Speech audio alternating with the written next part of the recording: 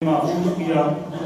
میں ان کو، ان کے والدین کو، ان کے عزیز و اقارب رشتہ دار کو، ان کے اساتذہ کو اور تمام لوگوں کو مبارکباد پیش کرتا ہوں۔ یہ قرآن مجید اتنی عظیم کتاب ہے کہ جناب رسول اللہ صلی اللہ علیہ وسلم نے فرمایا ان اللہ یرفع بہذا الکتاب اقواما ویضع بہ آخرین، کہ اللہ رب العزت اسی قرآن مجید کے ذریعے قوموں کو عروج عطا فرماتے ہیں، اور اسی قرآن مجید کے ذریعے بعض قومیں پستیوں میں گر پڑتی ہیں، ذلت اور رسوائی ان کا مقدر بن جاتی ہے۔ علماء نے اس کی وجہ یہ لکھی ہے کہ جو قرآن مجید سے اپنا تعلق جوڑتا ہے، قرآن مجید کا ظاہری اور باطنی احترام کرتا ہے، قرآن مجید کو اپنی زندگی کا دستور بناتا ہے، اس کے حکموں پر چلتا ہے، اللہ رب العزت اس کو عروج عطا فرماتے ہیں۔ لیکن جو قرآن مجید کو چھوڑ دیتا ہے، اس کا ظاہری اور باطنی احترام نہیں کرتا، ذلت اور رسوائی اس کا مقدر بن جاتی ہے۔ ہم اپنے گریبان میں جھانک کر دیکھیں، ہمارے گھروں کے اندر بھی قرآن مجید موجود ہے، لیکن اس کی حالت کیا ہے؟ آنکھوں میں بند کر کے ہم نے اس کو لپیٹا ہوا ہے، اس کو پڑھنے کی ہمیں توفیق نہیں ہوتی، اس پر دھول جمع ہے۔ حالانکہ ہم سارا دن اگر دیکھیں موبائل کو گھنٹوں دیتے ہیں، فضولیات میں گھنٹوں لگاتے ہیں، لیکن قرآن مجید پڑھنے کی ہمیں توفیق نہیں ہوتی۔ قرآن مجید کے ساتھ باطنی تعلق تو دور کی بات ہے، ہم نے ظاہری رشتہ بھی قرآن کے ساتھ ختم کر لیا ہے۔ حالانکہ جس نے قرآن کے ساتھ ظاہری تعلق جوڑا، اللہ نے اس کو اتنا عروج نصیب فرمایا۔ دور حاضر کی بات ہے، ایک شخص کی نسل میں 72 حافظ نکلے۔ لوگ حیران تھے، پوچھنے لگے آپ نے ایسا کون سا عمل کیا کہ 72 حافظ آپ کی نسل کے اندر موجود ہیں؟ وہ شخص کہنے لگا میرے جو دادا جان تھے وہ مدرسے کے باہر سبزی کی ریڑھی لگایا کرتے تھے، وہ کوئی حافظ قرآن نہیں تھے، لیکن قرآن مجید حفظ کرنے والے طلباء کے ساتھ ان کی محبت تھی کہ جب بھی عصر کی نماز کی چھٹی ہوتی، طلباء کرام مدرسے سے باہر نکلتے تو میرے دادا جان جو پھل بیچا کرتے تھے، سبزی بیچا کرتے تھے، ان طلباء کے احترام میں کھڑے ہو جایا کرتے تھے، ان کو محبت کی نگاہ سے دیکھا کرتے تھے، بلکہ بعض بچوں کی پیشانی پر بوسہ دیا کرتے تھے اور کہتے تھے تم تو وہ خوش نصیب لوگ ہو جو اللہ کا کلام اپنے سینے میں محفوظ کرتے ہو، تم تو وہ خوش نصیب ہو صبح شام قرآن کی تلاوت کرتے ہو۔ بلکہ بسا اوقات ایسا ہوتا تھا سبزی تول رہے ہوتے تھے، کوئی حافظ بچہ سامنے سے گزرتا تھا، سبزی تولنا بھول جاتے تھے۔ اللہ رب العزت نے اس ظاہری احترام کے نتیجے میں ان کو یہ مرتبہ عطا کیا، ان کی اولاد میں 72 حافظ قرآن پیدا کی۔ قرآن مجید کا ظاہری احترام کرنے سے اللہ رب العزت حکومت عطا فرماتے ہیں۔ آپ تاریخ کا مطالعہ کریں، سب سے بڑی حکومت جو چلی ہے وہ عثمانی سلطنت ہے، جس نے تقریباً 700 سال تک دنیا کے اوپر حکومت کی۔ لیکن یہ حکومت ملی کیسے؟ تاریخ کے اوراق پلٹائیے، آپ کو نظر آئے گا کہ عثمان جو شخص ہے جس کے نام سے سلطنت عثمانیہ منسوب ہے، وہ کوئی عالم نہیں تھا، بلکہ وہ ایک دیندار بندہ تھا، لوگوں کی خدمت کرتا تھا، غریبوں کو کھانا کھلاتا تھا۔ کسی وجہ سے قبیلے والوں نے اس کو قبیلے سے نکال دیا، بستی سے نکال دیا، یہ تنے تنہا بستی سے نکلا۔ بستی سے نکلا ہوا جاتا کہاں پر؟ اپنے پیر کے در پر پہنچا اور جا کر سارا ماجرا سنایا کہ مجھے بستی والوں نے، قبیلے والوں نے اپنی بستی سے نکال دیا ہے، میں آپ کے پاس آیا ہوں۔ پیر صاحب نے کہا اس کمرے میں آرام کرو، صبح بات کریں گے۔ چنانچہ عثمان تھکا ہوا تھا، لہذا اس کو نیند آئی۔ جیسے ہی اس کی آنکھ کھلی تو دیکھ کر حیران رہ گیا، اس کے پاؤں قرآن مجید کی طرف ہیں، وہاں قرآن مجید رکھا تھا، اس کو پتہ نہیں تھا، لیکن جیسے ہی اس نے دیکھا میرے پاؤں کی طرف قرآن مجید ہے، اس پر لرزہ طاری ہو گیا، فوراً اٹھ کھڑا ہوا، قرآن مجید کے سامنے ہاتھ باندھ کر کھڑا ہو گیا، اللہ رب العزت کے حضور رو رو کر التجا کرنے لگا، اے اللہ مجھے معلوم نہیں تھا، میں تو سویا ہوا تھا، مجھے معلوم ہوتا میں اتنی بے توقیری نہ کرتا، قرآن کی طرف کبھی پاؤں نہ کرتا۔ ساری رات کھڑا رہا، قرآن کے ادب و احترام میں لیٹنا تک اس نے گوارا نہیں کیا، ساری رات گزر گئی، اسی طرح کھڑا رہا، روتا رہا کہ مجھ سے اتنی بڑی بڑی بے ادبی ہو گئی۔ چنانچہ رات کے آخری پہر میں پیر صاحب ان کے پاس تشریف لائے اور کہنے لگے آج میں نے خواب دیکھا۔ خواب میں کیا دیکھتا ہوں؟ قرآن تیری اللہ کے حضور سفارش کر رہا ہے کہ اس نے میرا اتنا ادب و احترام کیا اور اپنی رات کی نیند کو قربان کر دیا، ساری رات روتا رہا کہ مجھ سے قرآن کی بے ادبی ہوگی۔ قرآن کہنے لگا اے اللہ میں تیرے حضور اس کی سفارش کرتا ہوں۔ چنانچہ اللہ رب العزت کی طرف سے حکم ملا کہ جاؤ عثمان سے کہہ دو عثمان بادشاہ، اس کی اولاد بادشاہ۔ یہ کہنے لگے پیر صاحب میرے پاس تو کچھ بھی نہیں ہے، مجھے قبیلے والوں نے بستی سے نکال دیا ہے، اور آپ کہتے ہیں پیر صاحب نے کہا قرآن نے تیری سفارش کی ہے کہ جا تو بادشاہ، تیری اولاد بادشاہ۔ چنانچہ عثمان وہاں سے نکلتا ہے، دیکھتا ہے 12 سوار موجود ہیں۔ وہ کہنے لگے ہم آپ کو اپنا سردار بناتے ہیں، یہ گھوڑا بھی پیش کرتے ہیں۔ چنانچہ جس قبیلے سے گزرتا جاتا کہتا میری اطاعت قبول کرو اور پیسہ مجھے دو ورنہ جنگ کے لیے تیار ہو جاؤ۔ چنانچہ پیسے جمع کرتا رہا، قبیلوں کو فتح کرتا رہا، کرتے کرتے جب بہت سا پیسہ جمع ہو گیا تو عیسائی جو حکمران تھا اس نے عثمان کو اپنا کمانڈر ان چیف بنایا، چونکہ اس بشارت کا بھی پورا ہونا تھا کہ تو بادشاہ تیری اولاد بادشاہ۔ چنانچہ عیسائی نے اپنا کمانڈر ان چیف بنایا، اس کے پاس تو فوج بھی ہے، اس کے پاس تو پیسہ بھی ہے۔ خدا کا کرنا ایسا ہوا اس عیسائی کی کوئی اولاد نہیں تھی۔ جب اس کا انتقال ہوا لوگوں نے متفقہ طور پر عثمان کو اپنا بادشاہ بنا لیا۔ یہ سب قرآن کی برکت سے، قرآن کا ظاہری احترام کرنے سے اللہ دنیا بھی عطا کرتا ہے، دین بھی عطا کرتا ہے۔ اور یہی بچے ہوں گے، قیامت کا دن ہوگا جب نفسا نفسی کا عالم ہوگا، یہی بچے آپ کی سفارش کریں گے۔ ہم لوگوں کی قسمت میں ہو سکتا ہے ہمارے نامہ اعمال کی وجہ سے جہنم میں جانے کا فیصلہ ہو، یہ وہ خوش نصیب ہے کہ جن کو جناب رسول اللہ صلی اللہ علیہ وسلم کی زبانی جنت کے 10 ٹکٹ عطا کیے گئے ہیں، 10 ویزے عطا کیے گئے ہیں۔ یہ وہ ویزے تقسیم کریں گے۔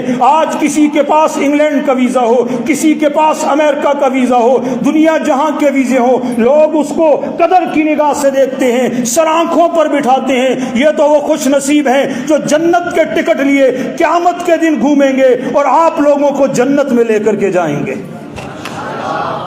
اور یہ جو علماء آج مشکات شریف کا درس ہوگا اور یہ جو علماء آگے جا کر علماء بنیں گے، یہ جو طلباء مدرسے کے اندر پڑھتے ہیں، جناب رسول اللہ صلی اللہ علیہ وسلم نے فرمایا من جاءہ الموت وہو یطلب العلم لیحیی بہ الاسلام بینہ وبین الانبیاء فی الجنت درجۃ واحدہ، کہ وہ شخص جو دین کی طلب علم کے لیے نکلتا ہے، صبح شام یہ علم حاصل کرتا ہے تاکہ اسلام کو زندہ کرے، اسلام کی خدمت کرے، اس کی نیت صاف ہو۔ اگر طالب علمی کے دور میں اسے موت آ جائے، قیامت میں اللہ اتنا بڑا درجہ عطا فرمائیں گے کہ اس کے اور انبیاء کے درمیان صرف 1 درجے کا فرق ہوگا، اور وہ فرق بھی اس لیے ہوگا کہ وہ نبی ہوں گے، یہ نبی نہیں ہوں گے۔ امام محمد رحمہ اللہ کا انتقال ہوا، کسی محدث نے خواب میں دیکھا، پوچھا کیا بنا؟ کہ اللہ رب العزت نے فرمایا محمد تو نے بڑے بڑے کام کیے ہیں، مانگ کیا مانگتا ہے؟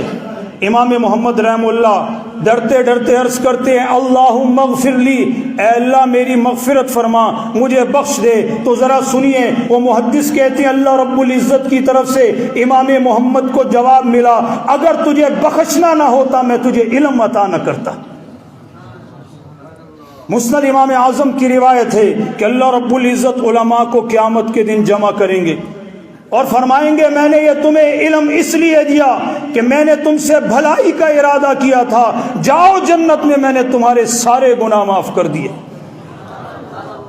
ابن ماجہ کی روایت آقا نے فرمایا تشفع یوم القیامت ثلاثۃ الانبیاء ثم العلماء ثم الشہداء، کہ قیامت کے دن جب نفسا نفسی کا عالم ہوگا 3 جماعتیں ایسی ہوں گی جو سفارش کریں گی، خود بھی جنت میں جانے والی ہوں گی اور لوگوں کو بھی جنت میں لے کر جائیں گی۔ وہ کون سی جماعت؟ انبیاء کی جماعت، ان علماء کی جماعت اور شہداء کی جماعت۔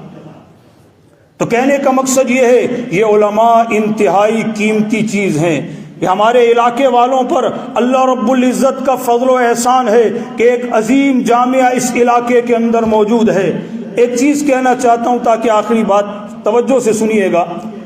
علماء کی میں نے شان بیان کی، لیکن لوگوں کے ذہنوں میں یہ آتا ہے کہ وہ اپنے بچوں کو دنیاوی تعلیم تو بہت دیتے ہیں، دینی تعلیم سے بالکل دور رکھتے ہیں۔ دنیا والوں کی نظروں میں علماء اتنے سستے کیوں ہیں کہ مدرسے کے اندر اگر ہم نے کوئی کام کروانا ہو، کوئی مزدور ہم ہائر کریں اور مزدور کو یہ کہ آپ کو 500 روپے کی دہاڑی دی جائے گی، کوئی چھوٹے سے چھوٹا مزدور بھی کام کرنے نہیں آئے گا۔ وہ کہے گا کہ مزدور کی دہاڑی تو 800 روپے ہے، آپ 500 روپے ہمیں کہاں سے دیتے ہیں؟ لیکن ذرا تصور کیجئے کہ جب مسجد میں کسی کو امام لگانا ہوتا ہے، بڑے فخری انداز میں کہتے ہیں 10,000 روپے تنخواہ دی جائے گی، 15,000 روپے تنخواہ دی جائے گی، جو ایک مزدور، عام مزدور کہ جو کاریگر بھی نہیں ہے، اس کی تنخواہ سے بھی کم ایک عالم کی تنخواہ ہوتی ہے۔ آخر وجہ کیا؟ علماء اتنے سستے کیوں ہیں؟ میں ایک چیز بتانا چاہتا ہوں، دیکھیے اللہ رب العزت کا قانون فطرت ہے، دنیا میں انسانوں کو جس چیز کی ضرورت ہوتی ہے اللہ نے وہ سستی رکھی ہے۔ ہمیں سورج کی روشنی کی ضرورت ہے، چند دن پہلے سورج نہیں نکلا تھا، سارے پریشان ہو گئے تھے، پریشانی کے عالم میں گھومتے تھے کہ یہ سورج نظر کیوں نہیں آ رہا، ہر طرف دھند چھائی ہوئی تھی۔ سورج قیمتی چیز ہے، ہماری ہمیں اس کی ضرورت ہے، اس لیے سورج کی روشنی اللہ نے مفت رکھی۔ ہوا کی ہمیں ضرورت ہے، ہوا بند ہو جائے ہم تڑپ تڑپ کر جان دے دیں گے، ہوا کی ضرورت ہے، اللہ نے ہوا مفت رکھی ہے۔ اسی طرح اس دین اسلام کی اس دنیا کو ضرورت ہے، جب دین اسلام ختم ہو جائے گا کوئی اللہ اللہ کرنے والا باقی نہیں رہے گا، اللہ اس دھرتی کو مٹا دیں گے، قیامت برپا کر دی جائے گی۔ علماء کی ضرورت تھی، اس لیے اللہ رب العزت نے علماء کو سستا رکھا ہے۔ جہاں آپ کو ضرورت ہوگی عالم موجود ہوگا، حافظ کی ضرورت ہوگی حافظ موجود ہوگا، قاری کی ضرورت ہوگی قاری موجود ہوگا، مسجد کے خطیب کی ضرورت ہوگی خطیب موجود ہوگا۔ کیوں؟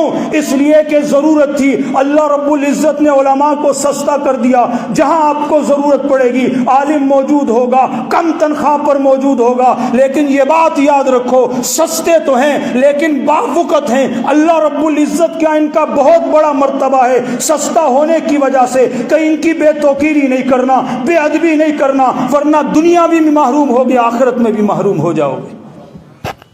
یہ چند باتیں میں نے آپ کے سامنے عرض کی، اور ایک چیز میں کہنا چاہتا ہوں، یہ اتنے بڑے مقام تک پہنچتے ہیں کہاں پر؟ مدرسے میں۔ آپ اپنا بچہ ہمارے حوالے کیجئے، اس بچے کی خوراک بھی ہمارے ذمے، کھانا بھی ہمارے ذمے، رہائش بھی ہمارے ذمے، اس بچے کی تربیت کرنا ہمارے ذمے۔ ہم آپ کے بچے کو تراشیں گے، تراش کر کے حافظ قرآن بنائیں گے، آپ کے بچے کو تراشیں گے، تراش کر کے عالم دین بنائیں گے، دنیا کے اندر بھی اس کو کمال سکھائیں گے۔ یہ خطاطی کے نمونے آپ کو نظر آ رہے ہیں، اس کو بہترین خطاط بنائیں گے، بہترین خطیب بنائیں گے، ہر چیز میں اس کی صلاحیتوں کو نکھار کر آپ کا وہ بچہ جس کی کوئی قدر و قیمت نہیں تھی دنیا اور آخرت سے قیمتی بنا کر آپ کے حوالے کریں گے۔ اس لیے کوشش کیجئے جس کے بچے ہیں وہ اپنے بچوں کو حافظ قرآن بنائے، عالم دین بنائے۔ اگر آپ کے بچے نہیں ہیں، آپ کو چاہیے ان سے محبت کرے۔ محبت کا ایک طریقہ یہ ان کے لیے دعائیں کرے۔ جو مالدار لوگ ہیں ان کو چاہیے ہم اپنا مال ان پر خرچ کریں تاکہ ہمارا مال قیمتی ہو، قیامت کے حضور ہم بھی کہہ سکیں اے اللہ یہ تیرے نیک بندے تیرا دین سیکھنے آئے تھے، ہم نے ان کی خوراک کا انتظام کیا تھا، ہم نے ان کی پوشاک کا انتظام کیا تھا، ہم سے جو ہو سکتا تھا ہم نے کیا تھا، اے اللہ ان کی محبت کے صدقے ہمیں بخش دے۔ یہ چند باتیں میں نے آپ کے سامنے کی۔ اب میں زیادہ حائل نہیں ہونا چاہتا چونکہ ختم مشکات بھی باقی ہے۔ تقریری مقابلہ ہوا، اس کا نتیجہ سنانے کے لیے میں حضرت مولانا اسماعیل رشیدی صاحب ان کی خدمت میں درخواست کرتا ہوں کہ وہ آئیں اور جن مقررین نے تقریریں کی نتیجہ بھی سنائیں اور کچھ قیمتی باتوں سے بھی ہمیں مستفید فرمائیں۔ حضرت مولانا اسماعیل رشیدی صاحب۔